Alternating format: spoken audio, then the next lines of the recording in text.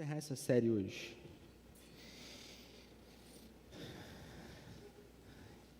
Que medo, né?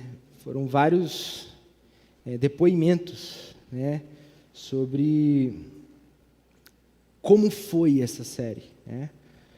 Porque descobrir de repente o seu papel e de repente descobrir que você está um pouco longe disso é constrangedor e desafiador.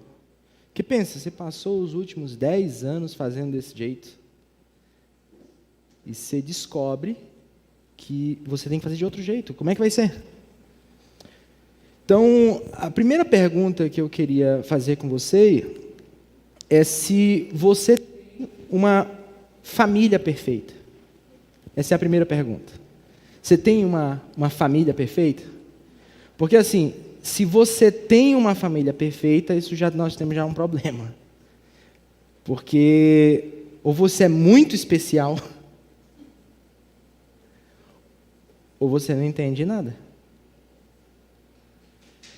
E eu estou muito mais favorável à ideia de que todos nós temos uma família imperfeita. Então, pensando nisso, eu acho que um primeiro ponto de partida é entender quem determina o que é perfeito. Quem determina o que é perfeito? Né?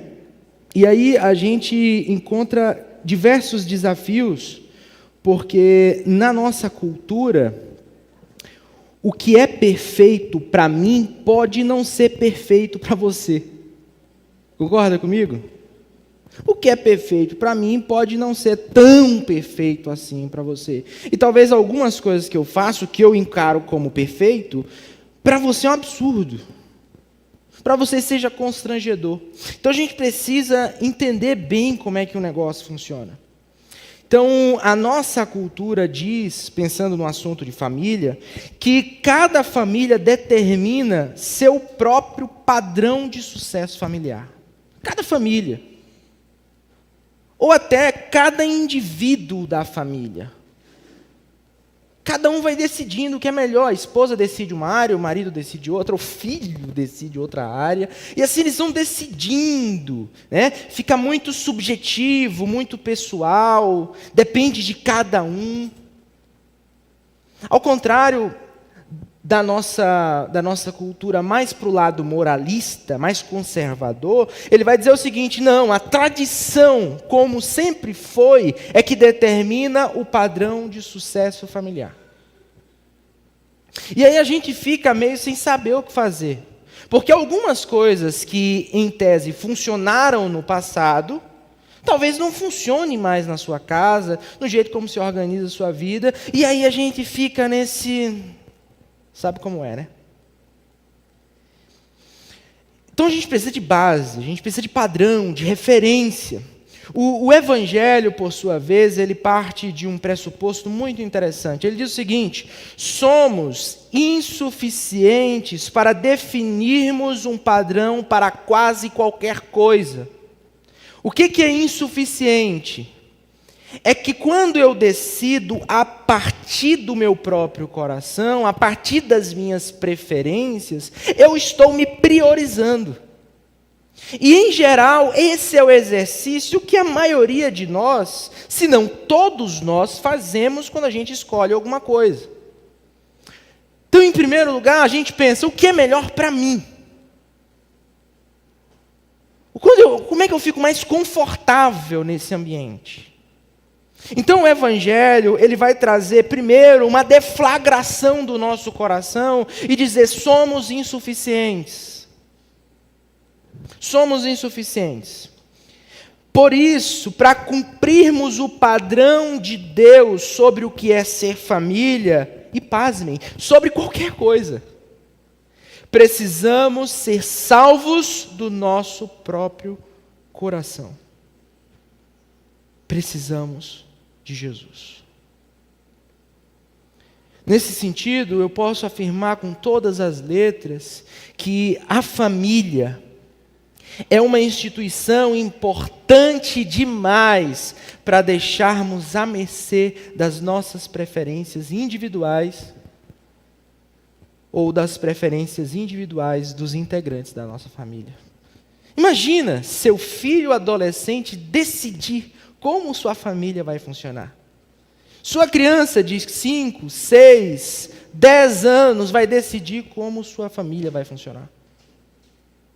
Algumas áreas vai conflitar com a sua forma de pensar a família. Então, sabendo disso e nos prevenindo do nosso próprio coração, Deus, em sua infinita sabedoria, Ele que cria todas as coisas, Ele sabe como funcionamos, Ele sabe o que é melhor para a nossa vida e para a nossa família. Ele sabe. Deus sabe o que é melhor para nós. A pergunta é se confiamos em Deus para definirmos o tipo de família que a gente precisa ser ou não. Ele tem uma proposta para nós. Essa é a pergunta. Se confiamos em Deus ou não. Ele tem uma proposta. Ele já tem algo para a sua vida.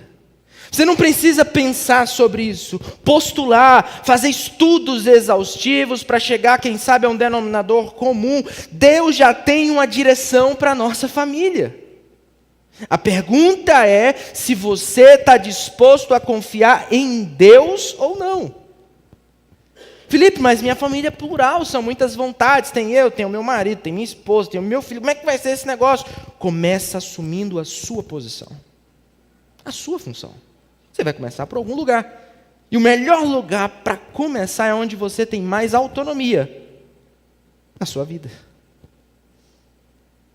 E você vai definir se a sua vida vai servir a Deus. Se a sua vida confia de fato em Deus. Então, pensando numa perspectiva um pouco mais bíblica, os papéis na família, eles se organizam mais ou menos assim. O apóstolo Paulo, ele dá uma dica aqui em Efésios capítulo 5, a gente falou um pouquinho sobre isso em alguns episódios anteriores, e ele vai dando ali funções específicas. A primeira função, a função do marido. E ele vai dizer que a principal função do marido é amar suas esposas. Essa é a principal função do marido. E aqui esse amor não é o amor coreano, né? Aquele amor como é que é o nome? Dorama, né? Não é o amor do dorama, né? É um amor diferente. É um amor que transcende o sentimento, vai além do sentimento. É um amor que vai além das expectativas culturais. É um amor que transcende as épocas. Ele não se adapta ao contexto. Não é que antigamente se amava dessa forma e hoje se ama desta. Esse tipo de amor com que o esposo deve amar a sua esposa, ele não está limitado ao tempo. Então, que tipo de amor é esse? É o amor do mesmo jeito como Cristo amou a igreja.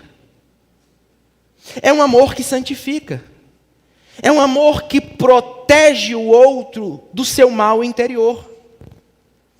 É um amor que resgata o outro de padrões pecaminosos. É um amor que corrige o outro.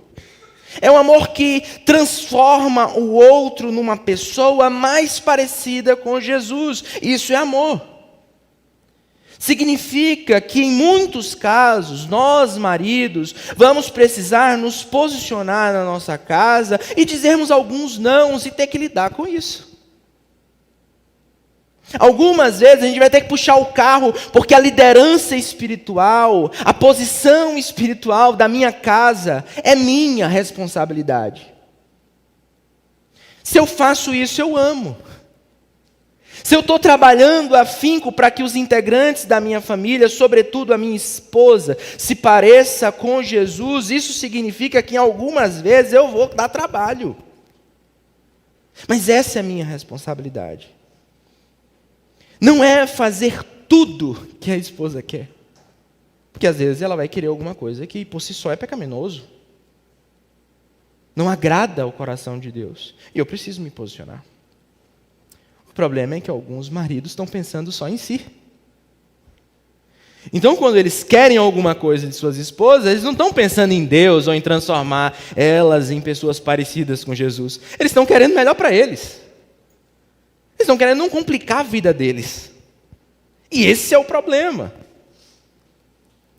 Esse é o desafio. Ao mesmo tempo, nós temos aqui o papel da esposa, e parece muito limitado e machista esse comentário do apóstolo Paulo para determinar a função da esposa. Mas como pode assim respeitar o marido? Como é que é isso? E a gente gastou um tempo grande aqui falando do papel da mulher. Do que significa isso? Como a Bíblia percebe a mulher? Quais são as atribuições dela? E a Bíblia não vê a mulher simplesmente como uma coisinha delicada e frágil, que precisa de um protetor e ponto final. A Bíblia vê a mulher muito parecida como heroínas. Mulheres fortes, resilientes, capazes, talentosas.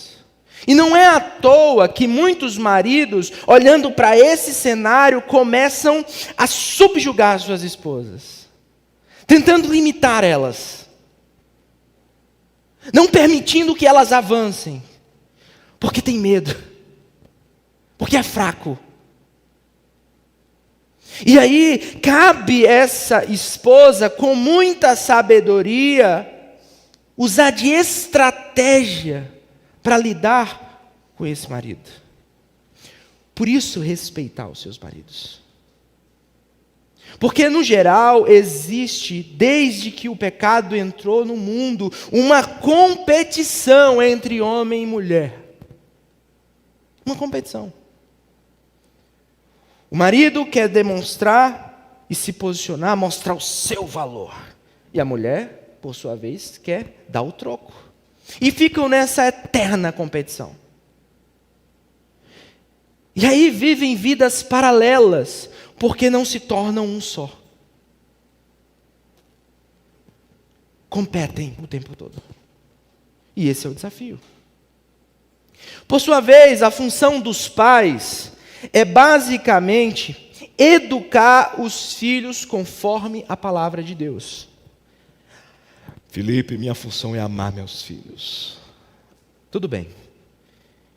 Eu já fico preocupado porque eu não sei como é que você entende amor. Mas a sua principal função como pai é fazer o que Deus mandou você fazer com seu filho. Felipe, mas isso aqui é de cortar o coração. Segue o baile, amigo. Ou você confia em Deus para educar seu filho do jeito de Deus, ou você vai ficar com o coração cortado hoje e arrasado no futuro. Porque é isso que acontece. Os pais têm essa tendência de, por medo, por um amor exagerado, sem sentido, tratar os filhos com tamanha autonomia que colocam a lei de Deus e a vontade de Deus em segundo plano no tratar com o filho. E a grande verdade, o que nós falamos no domingo passado, é quem trata crianças como adultos, transformam estes em adultos infantis. Criança, precisa ser direcionada. Vou contar agora um segredo para vocês. É por isso que eu detesto pregador e cantor mirim em culto. Detesto. Eu acho um absurdo. Felipe, mas eu acho tão bonitinho. Uma vez eu vi uma criança desse tamanhozinho, um rapazinho. E aí ele estava numa igreja animada, né? Uma igreja melhor que a nossa, né? Mais para frente, né? E aí o menino vinha aí, aleluia, aí rodava e fazia pá, pá. Vocês sabem como é, né? E o pessoal vibrando com aquela criancinha de uns 8 anos fazendo isso. Está cheio de Deus. Conversa, gente. Isso está errado. Felipe, mas isso é Deus? Não é. Pode ficar tranquilo. Não estou blasfemando, não. Deus não gosta da gente tratar adultos como criança e nem crianças como adultos. Deus não está nesse tipo de coisa. Geralmente, esses pregadores mirins, esses cantores mirins, eles vão caminhando a vida deles e quando chega ali na adolescência, vão perdendo sua identidade. E vão se afastando. Porque no fundo, se colocou uma expectativa nele que ele não é capaz de suprir. Você conhece a história de algum famosinho que quando criança era topado, homem de Deus, aí fica adulto ou adolescente e é um idiota? Eu conheço vários. Não só dos famosos, eu conheço gente assim, de próximo mesmo. Então é um cuidado que a gente tem que ter. Proteja os seus filhos. Guie esses meninos, essas meninas no caminho de Deus. E por fim, a função dos filhos é de fato obedecer seus pais. E se meu pai não é um cristão, Felipe? E se meu pai não puxa para a vontade de Deus? Você vai ser um filho obediente mesmo assim. Você vai obedecer o seu pai e sua mãe em tudo, desde que ele não peça para você pecar. Felipe, mas meu pai me explora, é só ele chegar em casa, ele me pede para eu buscar um negócio. Busque o negócio 200 vezes se o seu pai pedir. É seu pai. Honre seu pai. Honre sua mãe. Mas eu já sou adulto. Honre seu pai. Honre sua mãe. É assim. Se não é para pecar, você tem um dever de obedecê-los. Sacou? Fechou? Então esse é um retrato de uma família vivendo pelo poder do Espírito Santo. Mas talvez você olhou para esse cenário e disse assim, cara, esse não é o retrato da minha família. Ou eu tive, ou eu tenho uma família imperfeita, uma família disfuncional. Ou eu tive, ou eu tenho uma família disfuncional. E aí, eu tenho jeito? Tem jeito para a minha história? Tem jeito para a minha vida? E aí eu queria dar uma caminhada agora com a família de Jesus. Como era a família de Jesus? Porque a gente olha para Jesus e é um cara top, né? Mas vamos ver como é que foi construída a ancestralidade de Jesus. De quem Jesus é descendente. E sabe aquela, não sei se você já teve essa oportunidade de ler a Bíblia. Eu digo, ler a Bíblia toda, né? Tem algumas partes da Bíblia que é muito legal. Você entende tudo, você vai se identificando com personagens. São narrativas brilhantes. Mas tem algumas partes que são assim, meio esquisitas, né? Um monte de nome estranho, fulano, filho de Beltrano, não sei quem, não sei o quê. E aí, geralmente, a gente vai lendo isso acelerado ou só vai passando as folhas, né? Mas as genealogias, é o nome disso, elas nos dão direcionamentos. Eu queria uma atenção especial à genealogia de Jesus sob a ótica do Mateus, desse evangelista. E ele começa falando, este é o registro dos antepassados de Jesus Cristo, descendente de Davi e de Abraão. E aí ele começa a explicar quem são esses antepassados de Jesus. Quem são esses antepassados de Jesus? Aí, muito bom, muito agradável. E a primeira coisa que o Mateus deixa claro é que Jesus é descendente de Abraão. E aí, quando você olha para a história de Abraão, você vai descobrir que o Abraão não é essa Coca-Cola toda. É um cara comum. É um cara que vivia a vida dele normal. Mas você vai ver Deus entrando na vida do Abraão e fazendo-lhes promessas. Falando, Abraão, eu vou te abençoar, vou te fazer grande, em ti serão benditas todas as famílias da terra. Aí a gente vibra com essa promessa aí de Deus. Mas o Abraão é chamado para ir para uma terra que ele nem sabe para onde é que é. E ele começa a caminhada dele. Então Abraão já estava casado com Sara já quase que 3 décadas, e ele não tinha filho, porque a mulher dele era estéril. Então como é que fazia sentido essa promessa de Deus, de que ele seria pai de muitas nações, que ele teria vários descendentes. Ou como o próprio Deus diz, tenta conferir as estrelas dos céus. Tua descendência vai ser muito mais que isso. Imagina, para uma pessoa que tem vários filhos, isso faz muito sentido. Agora, para quem não tem nenhum, Então, o Abraão, à medida que ele vai caminhando, esperando essa promessa se cumprir, algumas coisas vão acontecendo, como, por exemplo, uma ida dele para o Egito. E aí, no Egito, ele tinha uma mulher, uma coroa muito enxuta, Sara, possivelmente, era uma gata, E ele está ali com a Sara, e aí quando vai chegando no Egito, ele sabe que era costume do Egito, o faraó, se ele se engraçasse com alguma mulher bonitinha, ele mandava matar o marido e ficava com a mulher. Então ele já combinou com a Sara, se te perguntarem alguma coisa, tu é minha irmã.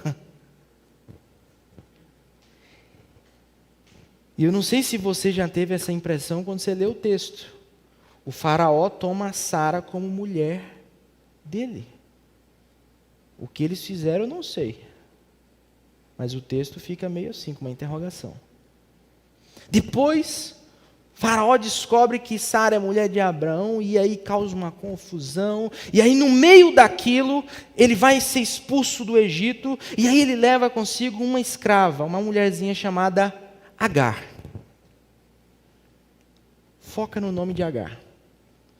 Porque do meio para o fim, a Sara tem uma ideia brilhante. Já que Deus está demorando um pouquinho, não está mandando Isaac, vamos fazer uma coisa que é da nossa cultura? Deus odiava isso. Mas a Sara toma essa decisão e o Abraão parece que gostou da decisão. A decisão de Sara é o seguinte: olha, você vai ter relações com a minha esposa, com o meu esposo, e aí o filho que vai nascer de você é meu. Agar não tinha opção, porque era uma escrava. Abraão tinha, mas gostou. E aí ficaram e tiveram aquele filhão chamado Ismael. Eu não sei se vocês sabem quem é o Ismael, mas é o pai dos árabes. É o pai dos árabes. E aí o tempo vai passando, Ismael já é um adolescentezinho, e aí Deus cumpre a promessa e nasce o Isaac, que é pai dos israelitas. Alguma coisa mexeu aí com a cabeça de vocês? Uma decisãozinha que parece que não tem problema nenhum, a nossa cultura aceita esse tipo de coisa. Qual é o problema, Deus? A cultura aceita. Deus não aceita. Então, uma escolha que aparentemente não tinha consequências, uma tentativa de ajudar Deus a cumprir sua promessa, tentar fazer com que Deus não precisasse trabalhar, trouxe problemas e consequências milenares. Até hoje, essas duas descendências militam entre si. Você tem noção disso? Então, Abraão tem seus problemas. Aí você vai ler a história do Isaac. O Isaac faz a mesma coisa que o Abraão. Ele vai chegar ali numa região e ele já combina com a esposa dele. Ô, Rebeca, tu disse que tu é minha irmã. Tu disse que tu é... Porque os filhos acompanham e seguem os exemplos dos seus pais. É assim que funciona. E para todos os efeitos, o Isaac, ele tem um filho predileto. E aí começa um desastre. Porque papai e mamãe, se você tem um filho predileto, sua casa vai ruindo aos poucos. O Isaac gosta demais do filho caçador, o Esaú. Aí a mãe, não sei se com pena, se apega ao filho mais novo, o Jacó. E aí o tempo vai passando, o Jacó sempre um aproveitador, ele é um cara muito inteligente, muito sagaz, tem toda uma estrategista do lado dele, que é a mamãe. E eles conseguem fazer com que o pai assine o testamento, colocando ele como o herdeiro primogênito. E aí o pai faz. Aquilo é registrado em cartório e é uma decisão irreversível. Não é bem assim que aconteceu, mas é só para a gente entender o processo. E aí começa a criar um abismo entre esses dois irmãos, porque o irmão de Jacó, o Esaú, ele ameaça o Jacó de morte, então o Jacó tem que fugir dali. E ele vai para uma outra região, para a região da parentela ali da mãe dele. Então olha só a confusão que está acontecendo aqui, essa é a família de Jesus. E aí o Jacó, ele encontra um camarada muito especial chamado Labão. E aí o mal do esperto é achar que todo mundo é besta. O Labão é um Jacó ao cubo. É muito mais esperto. Enquanto Jacó está indo, Labão já está voltando com o troco. Entende a parada? Então o Labão engana o Jacó. Você acha que você já ouviu falar dessa história? Se não, é basicamente o seguinte. O Jacó tenta casar com a filha do Labão, Labão topa. Jacó não tem dinheiro, então tinha que pagar. Aí pagou com 7 anos de trabalho. No dia do casamento, Labão, cara extremamente inteligente, vendo que a mão de obra de Jacó é top, trocou as filhas, botou a feia no lugar da bonita. O texto bíblico diz que Léia era feia. É o que o texto diz.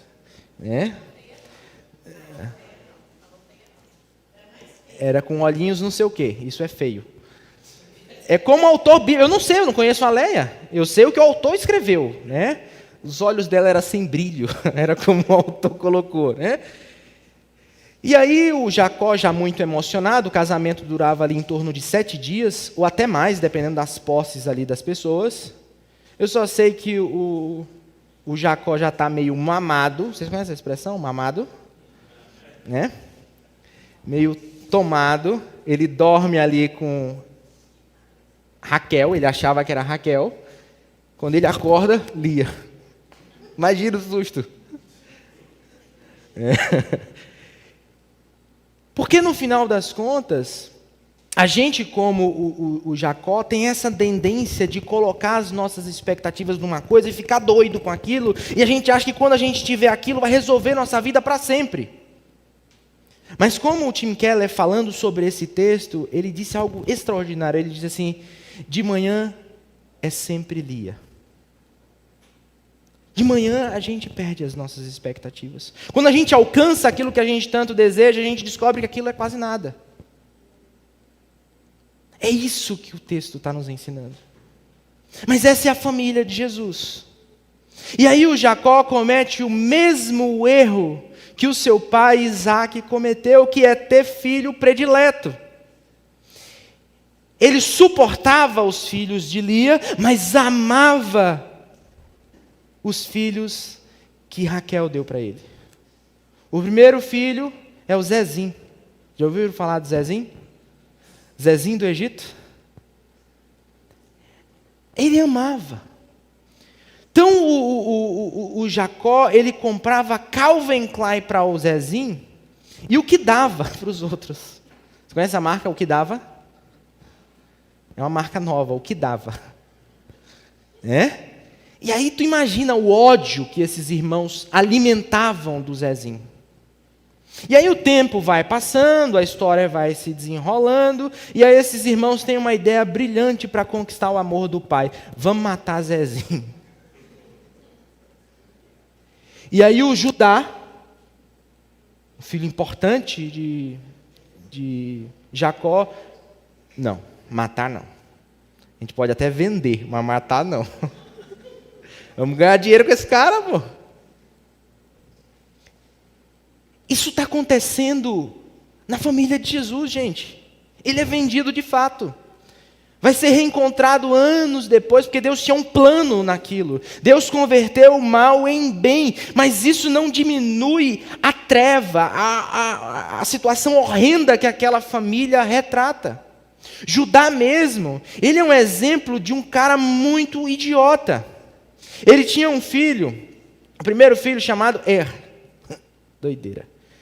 E aí ele deu esse filho para uma dona chamada Tamar. Olha só. Que aí essa Tamar, ela vai aparecer na genealogia de Jesus. E atente para isso, porque isso não é comum na época de Jesus. Na época de Jesus, as mulheres não apareciam em genealogias. Isso aqui já é um sinal do que Deus está fazendo no resgate do valor da mulher na sociedade. O ponto é que Judá, ele dá o primeiro filho e aí o filho morre. Ele dá o segundo filho e o filho morre. Aí ele tem um terceiro filho, aí ele segura. Essa mulher é uma viúva negra. E eu vou dar meu filho nada para essa miserável matar. Essa mulher é podre. E aí ele segura. Tamar descobriu o que o Judá estava fazendo e ela ficou indignada. Sabe o que ela fez? Um dia o Judá estava passando, ela cobriu a cabeça, se vestiu de prostituta, chamou a atenção de Judá, teve relações com ele e engravidou. Gente, eu estou falando da família de Jesus. Você tem noção disso? Que eu estou falando da família de Jesus? Engravidou. E aí quando descobrem que Tamar estava grávida, vamos queimar ela em praça pública. Judá moralista, né? Essa mulher é uma mulher sem vergonha. Vamos queimar ela. E aí ela manda chamar o Judá. Eu vou te apresentar aqui alguns pertences de quem é o pai da criança. E aí a miserável tinha ficado com alguns acessórios dele. O cajado, a capa. E aí quando apresentou Judá, meu Deus, essa é aquela mulher daquele dia que eu achava que ninguém sabia. E aí ele aceitou ela de novo em casa, e aí a Tamar teve um filho. Esse aqui é o retrato da família de Jesus. Quer ver uma outra mulher que surge na história? É uma estrangeira. Uma mulher chamada Raabe. Quem era Raabe? Raabe era uma prostituta. Os meninos estão indo como representantes do povo de Deus para espiar a terra, para entender como é que eles estão ali. E aí quando você vai ler o texto bíblico, a gente lê o texto bíblico com uma inocência, né? A gente não tem maldade quando a gente lê o texto bíblico, não é verdade? Fala a verdade. Que eu uso umas palavras difíceis, parece que não tem nenhuma coisa errada acontecendo ali.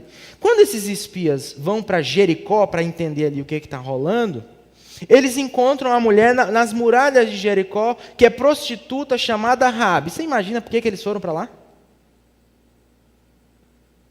Doideira, né? E aí no meio daquele ambiente ali na casa de Raabe, ela menciona que o povo de Canaã está morrendo de medo dos israelitas pelo que Deus fez no Egito. E aí naquele momento eles fazem uma promessa para Raabe que Jericó vai cair, mas ela será preservada. E possivelmente Raabe era muito gata, e ela encontrou um cara que a assumiu de verdade, e ela entra na genealogia de Jesus. E ela é a mãe de Obed, que é mãe, cuja mulher foi Ruth, que gerou Jessé, que é pai do rei Davi. Raabe é parente direta do rei Davi. Está tudo ali na família de Jesus. Quer ver uma outra cena horrenda? É quando você olha para Batseba, por exemplo. Davi, um homem de Deus, um rei segundo o coração de Deus, o rei mais famoso, o melhor rei que Israel já teve. Olha que negócio interessante. Um dia, enquanto ele deveria ter saído para a guerra, estava em casa de boa, acordou umas 2 horas da tarde, e aí ele chegou ali na varanda, tirando remela do olho, aí ele olhou assim, aquela mulher tomando banho, coçou, viu, oxente, quem é aquela bicha ali? Chamou um servo, quem é aquela bicha ali? Rapaz, ali é a mulher de Urias. Urias, o meu guerreiro? Meu amigo? É? Oxe, traz ela para mim agora. Essa é a família de Jesus.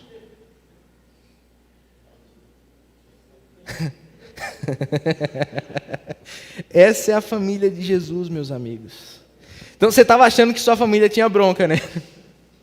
Minha gente, você não tem noção da família de Jesus. Quer ver um outro cara que é muito interessante? É o Salomão, o homem mais inteligente.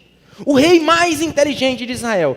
Salomão é tão inteligente que ele teve a ousadia de ter quase 1000 mulheres. Me disse esse cara é inteligente, cara. Não tem lógica, cara. Qualquer homem inteligente sabe que isso não dá certo.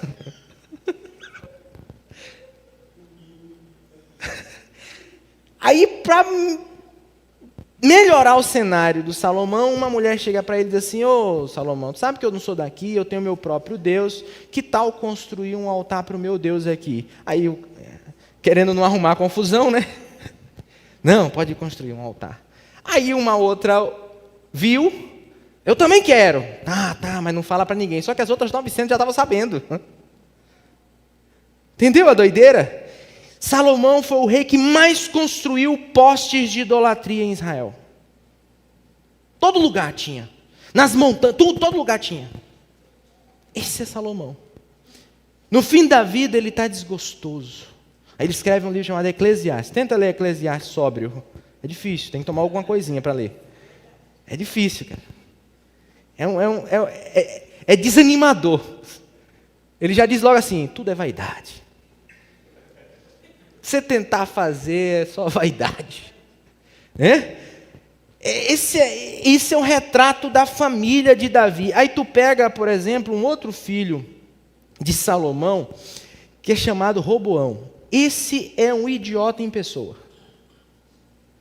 Ele recebe o reino próspero. Nunca antes na história Israel teve tão próspero.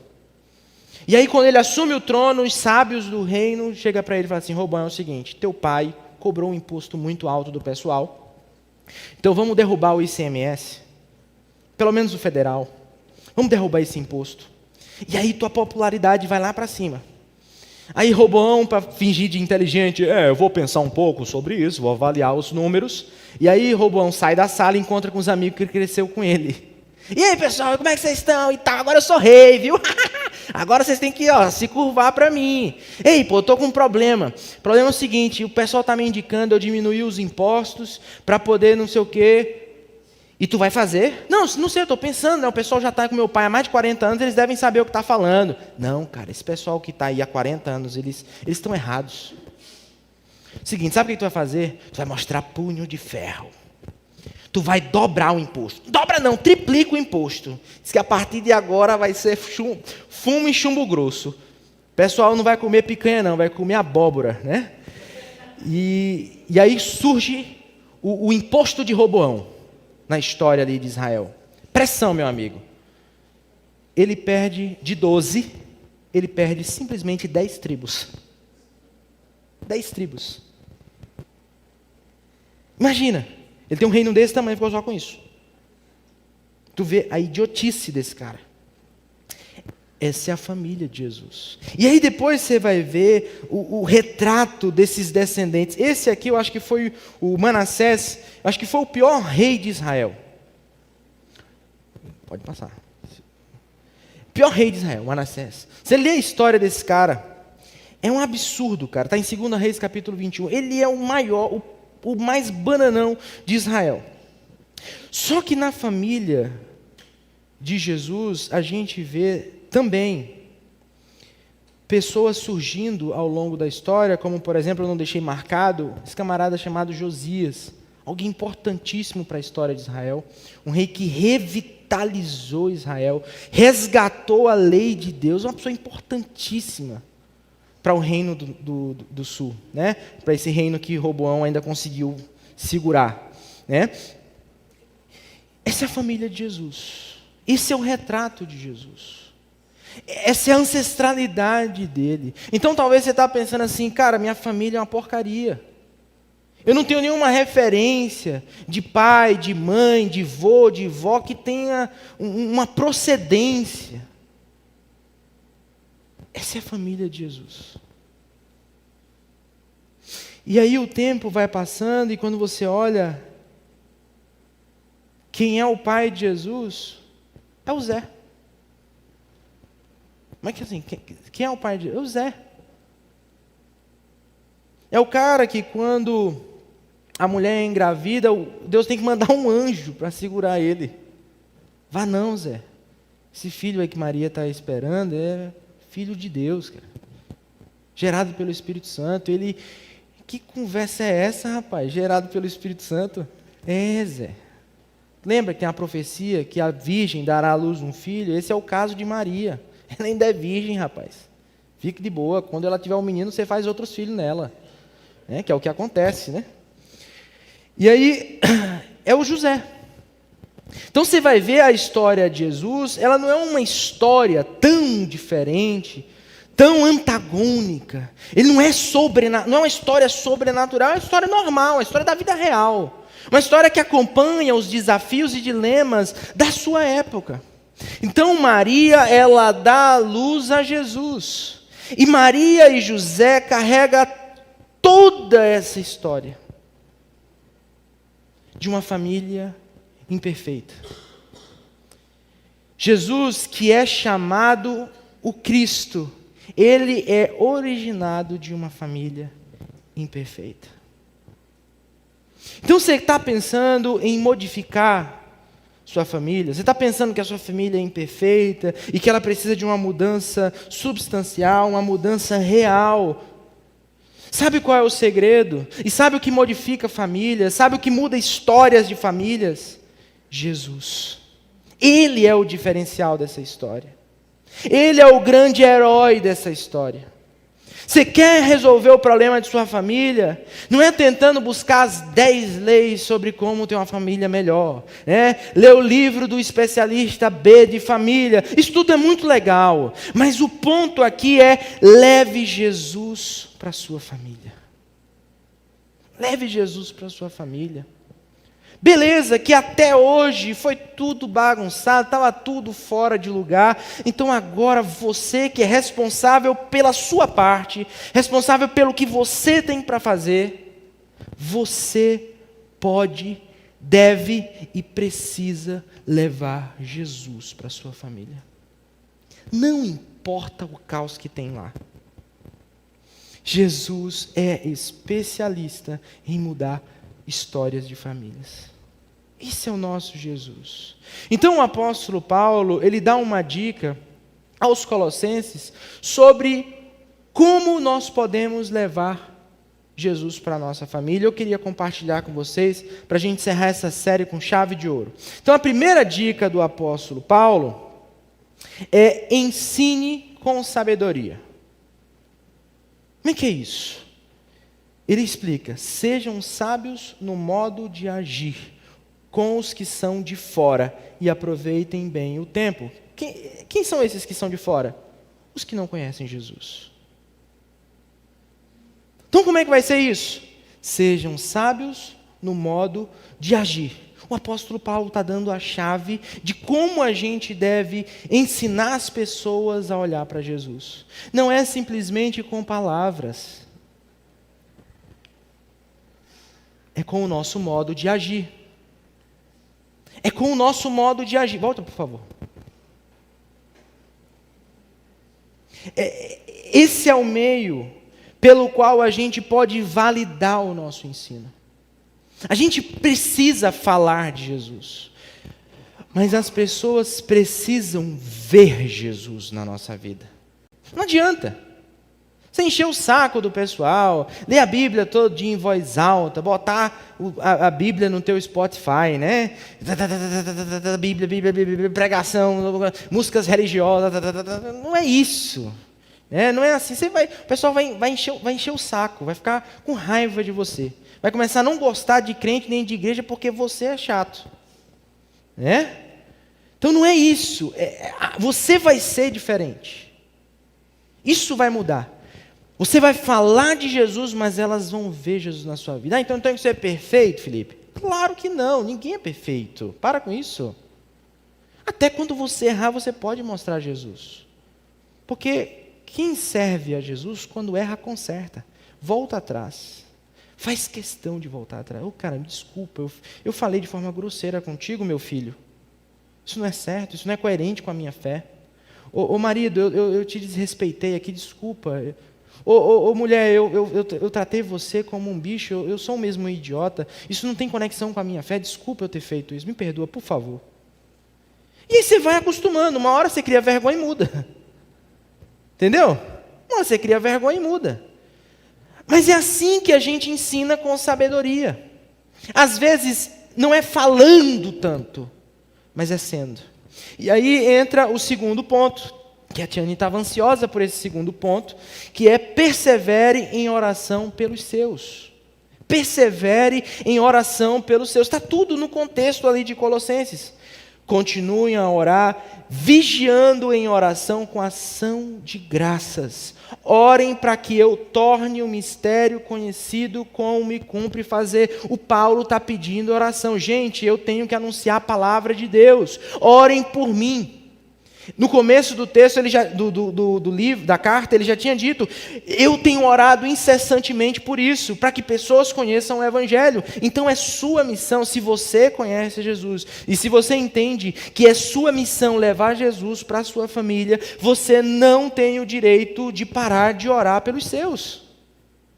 Você precisa orar incessantemente pelos seus. Ah, Felipe, mas tu não conhece meu pai. E daí? Ora. Felipe, mas eu acho que ele vai para o inferno mesmo, não tem jeito não. Ora. Felipe, mas minha mãe, você não sabe.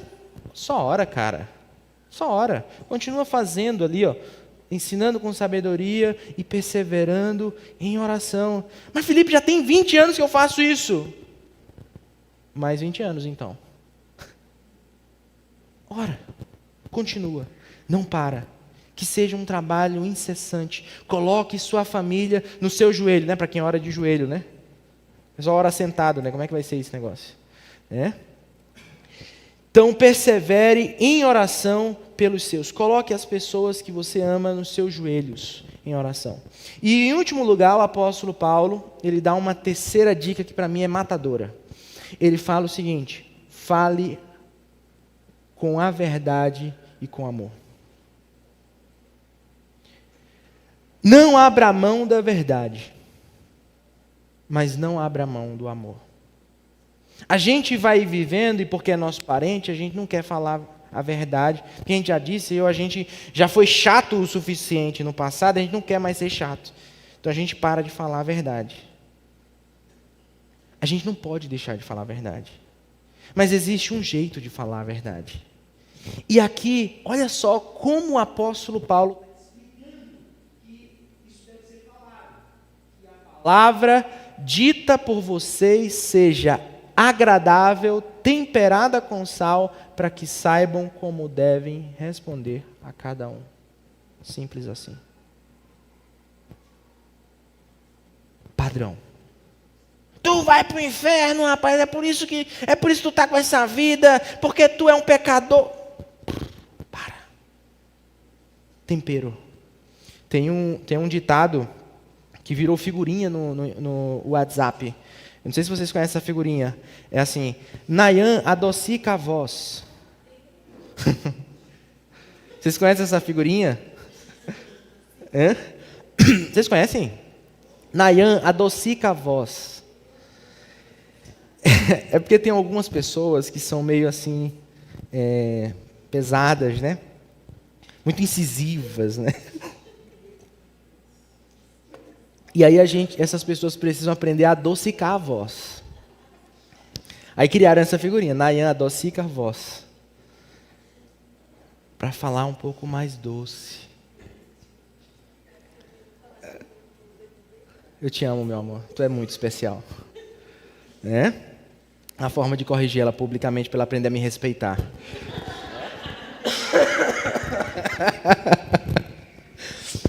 Estão entendendo a coisa? Às vezes a gente está certo. O que a gente está falando é importante, mas a forma é péssima. É péssima. E aí a gente, com essa forma péssima, perde o direito de ser ouvido. Aí a pessoa não escuta a gente. Aí a gente pensa: vai para o inferno mesmo, não escuta a verdade. Aí usa até um texto do Lutero: pode, não sei o quê, eu tenho que falar a verdade, não importa o que aconteça. Bobagem. Lutero era um antissemita, para com isso. Lutero mandou matar os judeus da Alemanha. Cara, que isso? Vamos ter paciência com o irmão Lutero. Não era perfeito, não. Tá? Então a gente tem que ter cuidado com isso. Porque algumas pessoas, em nome da verdade, falta no amor. E dessa forma a gente não leva Jesus para a nossa família. Pode levar até para um estranho. Mas quando você vem cheio de razão, cheio de dedo, aí tua mãe, quem tu pensa que é? Quer me falar de religião, é? Eu te conheço, pô. Menino, Pé Jones. Não, menino, não acredito não, Pé Jones. Está querendo me dar lição de moral. Estão entendendo? Estão entendendo o negócio? Porque assim funciona. Então, para mim, as dicas que o apóstolo Paulo está dando aos Colossenses servem muito para a nossa vida quando o assunto é falar de Jesus para a família. Eu preciso ensinar com sabedoria, perseverar em oração pelos meus, e eu preciso falar a verdade com amor. Não pode faltar verdade, não pode faltar amor. Esse é o caminho. Esse é o caminho, esse é o meio. Você quer levar Jesus para a sua família? Acho que aqui é um bom começo. É um bom ponto de partida. Não importa quem é a sua família. Comprometa-se em levar Jesus para a sua família. Pode passar, minha irmã, que a gente vai chegar ao fim agora. Comprometa-se em levar Jesus para a sua família. E eu quero encerrar com 3 perguntas bem simples. A primeira delas é: sua família carrega uma história difícil e faz parecer impossível ter esperança de transformação? Essa é a sua realidade? Eu acho que eu já convenci você. Se a família de Jesus pode ter jeito, imagina a sua. Imagina a sua. Então o segredo é levar Jesus para ela. Talvez até hoje você não levou Jesus para sua família. Você levou uma religião, você levou uma história, você levou um peso, você levou a verdade, mas não levou Jesus. Sabe que é possível? Você gritou, você babou, você falou, você mandou o pessoal para o inferno, mas você não levou Jesus. Aqui é outra história. Segundo lugar, você tem sido uma referência, ó a palavra, referência do amor de Deus, enquanto fala de Jesus para sua família? Ou você é o dono da razão? É o que está certo, é o que vai para o céu. Aí o teu tio diz assim: ó, isso aí diz que é salvo.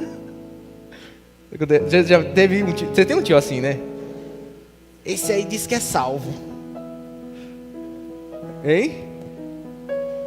Porque no fundo a gente está falando como se a gente fosse melhor que aquele pessoal. Você não é melhor que ninguém, cara. Você só é salvo porque Deus decidiu enviar Jesus. Sabe o que você fez? A única coisa que você fez para ser salvo, creu, só. Você é tão pecador e tão miserável que Jesus tem que morrer por você. Você é tão pecador que você não consegue resolver seu problema com Deus. Deus tem que enviar um mediador, alguém que vai fazer isso por você. Mas ao mesmo tempo, você é tão amado, mas tão amada, que Ele se dispõe a se entregar por você. É isso que você precisa levar para sua família. É esse Jesus, um Jesus que transforma histórias, um Jesus que é a esperança do mundo. Ah, Felipe, mas eles estão perdidos, e daí? E daí? E daí? Jesus mesmo disse: são para esses que eu vim. Os sãos não precisam de remédio, não precisam de médicos, e sim os perdidos, os doentes. Se esse é o retrato da sua família, está na hora de você começar a batalhar por eles, mas do jeito certo. Não cheio de si, não como o dono da verdade, mas como uma referência do amor de Deus para a sua família. E terceiro e último lugar, o que você fará para colocar em prática as dicas do apóstolo Paulo a partir Não é nesta semana, é a partir, porque algumas vezes esse trabalho vai durar anos, décadas.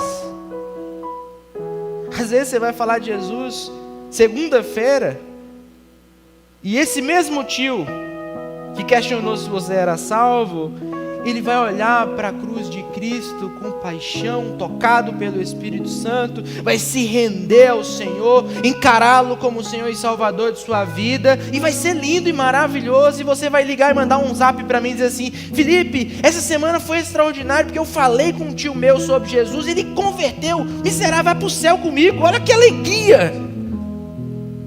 Mas às vezes você vai falar para ele essa segunda-feira, você vai falar com ele na próxima segunda-feira, você vai falar com ele daqui a 30 anos, e daqui a 30 anos talvez ele entregue a vida dele para Jesus, e você nem tenha mais meu WhatsApp. Mas graças a Deus que você decidiu hoje começar a trabalhar para que sua família tenha um encontro pessoal com Jesus.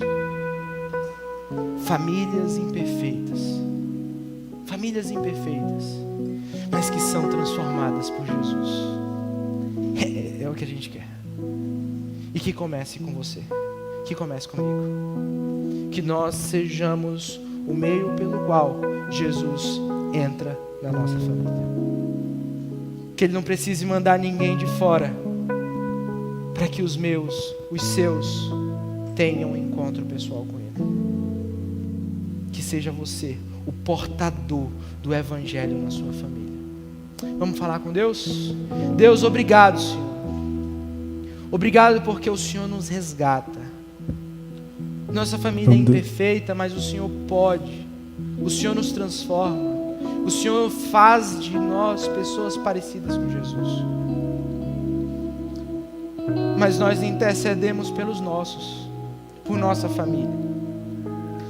Talvez alguns de nós já tentaram isso no passado, talvez alguns de nós estão tentando isso agora, está tentando convencê-los da verdade, do pecado e do juízo. Mas esse é trabalho do Teu Espírito Santo. Nos ajude a assumir a nossa parte, o nosso trabalho, a fazer o que o Senhor nos chamou para fazer, que não é convencer ninguém do seu pecado, mas anunciar o Filho de Deus, mostrar o Evangelho, falar de um jeito que as pessoas consigam entender e saber que nós não somos donos da verdade. Deus, salva a nossa família.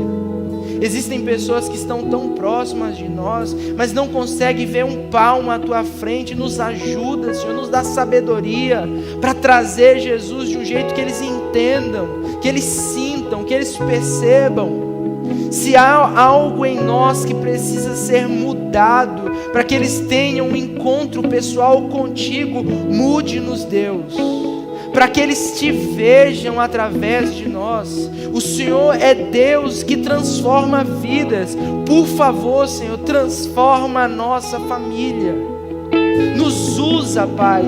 Nós não queremos descansar com a ideia de que os nossos, às vezes tios, primos, filhos, esposa, gente tão próxima, gente que a gente ama, a gente não quer se conformar com a ideia desse pessoal viver uma eternidade inteira longe do Senhor. Isso para nós é inadmissível, Deus. Por favor, Deus, salva a nossa família. Por favor, Senhor. Eu sei que muitos nomes, muitas pessoas foram pensadas e citadas em oração hoje. Que seja o início de um processo de perseverança em oração. Pais, mães, irmãos, esposa, filhos vão ser alvo das nossas orações a partir de agora.